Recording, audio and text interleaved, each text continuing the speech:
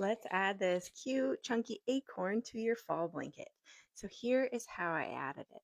This right here is about 2 foot of the caramel color that, I mean, honestly, these could be almost any color. So figure out where you want to put it. It's going to be 3 holes wide, if that makes sense, like through 3 stitches. So I'm going to do one and pull up a loop here and then go over and kind of skip one and pull up another loop. And these are about 2 fingers wide. And so they come down to make the little point on the acorn. And it's about 3 holes down where you bring your tail back up like this. It looks like a little mouse right here, and I'm going to adjust this because it looks a little too big.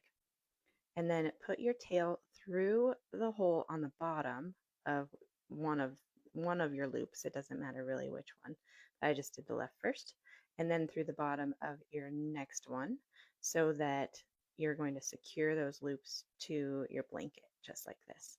And then you want to take your tail and put it right back down through the hole that you pushed it up through, and that will make those loops kind of secure to the blanket.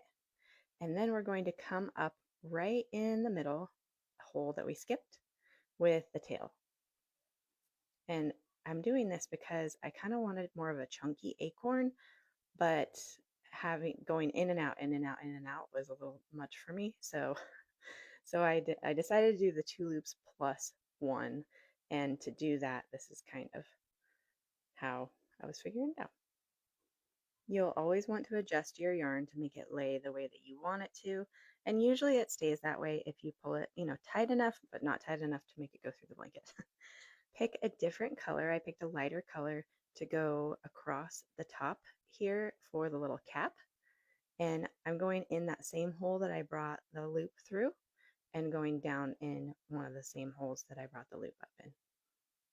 So it gets so puffy that it kind of puffs out around there, and bring a tail up about 1 to 2 holes up right in the middle, and then right back down underneath where that cap is. So you have a little top knot right down there. And so there's our acorn. And now on the back, once you flip it to the back, I wanted it to look like an acorn on the back as well.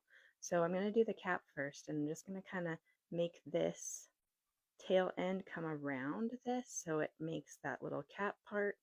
And it's not going to look perfect. It's not going to look exactly like the front, but it'll at least resemble a acorn instead of just jumbled yarn. So I always kind of try to do that, but sometimes it doesn't work out.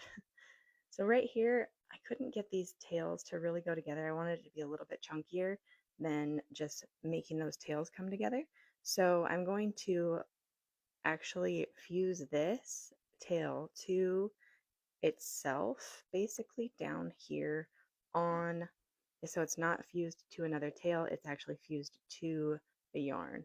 I'm going to do the same thing right here and just fuse it really well, push it right back onto the same yarn, and I kind of put it underneath this other one right here in the like underneath the cap, and just hold it there really well. Make sure that it fuses to there, and then I give a tug test as well just to make sure it's going to stay, especially on those ones that I'm not fusing right to the tail end.